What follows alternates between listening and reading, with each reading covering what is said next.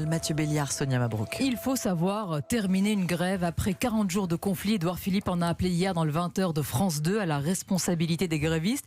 Il estime que le retrait provisoire de l'âge pivot doit permettre de sortir de la crise. 3 mois. Le Premier ministre accorde un délai de 3 mois aux partenaires sociaux pour trouver une solution lors d'une conférence de financement. Bonjour Emmanuel Dutheil. Bonjour. Comment va-t-elle se dérouler cette conférence ? Eh bien, les partenaires sociaux vont se retrouver dès la fin du mois. Le rythme des réunions n'est pas encore fixé. Alors, 3 mois de discussion, vous dites peut-être, ouais, c'est vachement long. Eh bien non, pour mener une telle négociation, ce ne sera pas trop.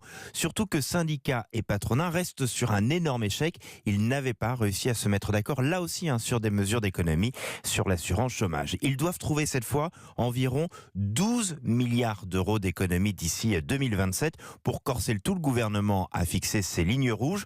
Ne pas baisser les pensions, ne pas augmenter le coût du travail. Il va donc falloir se montrer innovant, lâche un futur participant. Ils vont travailler sur un cocktail de plusieurs mesures.